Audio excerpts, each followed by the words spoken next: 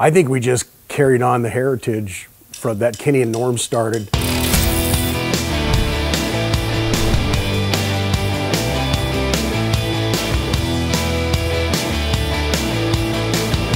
In the early 1970s, motorsports racers were rebel outlaws that inspired young men and women everywhere. Future NHRA Super Comp World Champion Steve Williams took notice and did whatever he could to become a part of that culture. Where I grew up over in La Sierra, which is only about 10 miles from here, there were 3 gas stations, and there were Mopar guys, Ford guys, and Chevrolet guys, and all of them raced at the local racetracks. And so my friends and I, we would go from one gas station to the left and watch these guys work on their cars, beg to help them, and of course, you know, a lot of times you're just in the way, but as a young child, it was a fascinating experience.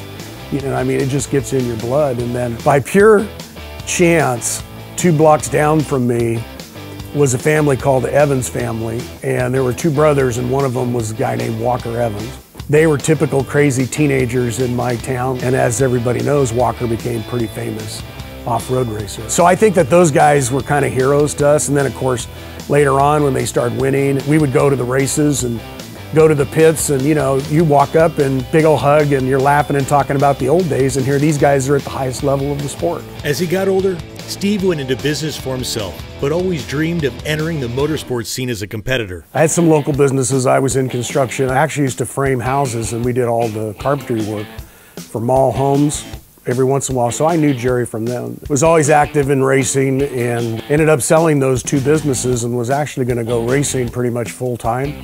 And Jerry found out about it and gave me an opportunity to come to work here at K&N. Wanting to bring his passion for racing into his day job, Steve was excited to discover that K&N offered the perfect culture to pursue his dream. The great thing about coming to work for Jerry and coming to work for K&N is the company had a heritage of people that really had a passion for racing. The thing that always impressed me about both Kenny and Norm is that they had that do whatever it takes to, you know, just get it done.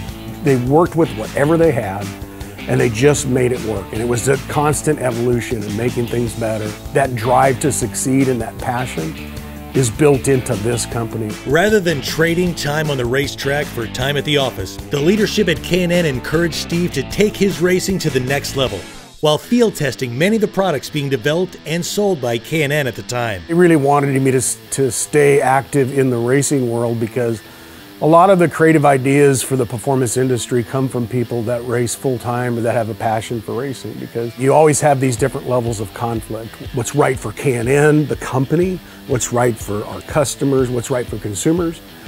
I think it was about 2000 where we really realized that sometimes you can't always make the decision that's the best for all 3 of those. And so we decided we're going to do what's right by the consumer.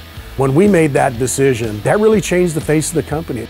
This new policy of customer satisfaction resonated throughout the motorsports industry and created a new level of trust in K&N products. All forms of racing now have an air filter. When I came here to K&N in '96, NASCAR was not using K&N filters, and they are today. That's absolutely a result of some portion of what we did back in the '90s, which was really drive that thought. You can put an air filter on a race engine and not suffer. With Steve's contributions, K&N grew into a company that changed the way consumers think about air filters and what they are capable of. Whether it was intentional or not, I would tell you that K&N has changed the way millions of people see and understand what an air filter could be.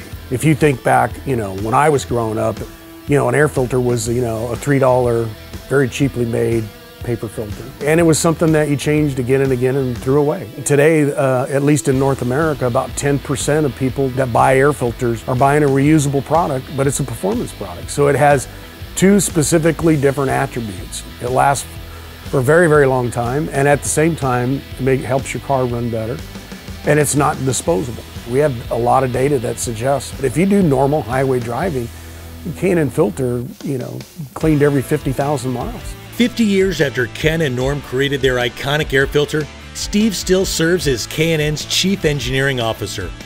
Through all of his success, both at the office and on the track, Steve remains humble about the opportunity he was provided. For me personally, I got a chance to come here and work with some really creative people. If you think about Kenny and Norm and even Jerry, they all played a role in getting the company to the point where then some of us got a chance to come here the last 20 years and take it from where they had taken the company on that journey and then move it along. And the same thing is happening right now. It's fascinating to me because I'm getting a chance to help develop the people that are going to run the business in the future. There's no end to it. There's always new things that need to be developed. There's always innovation.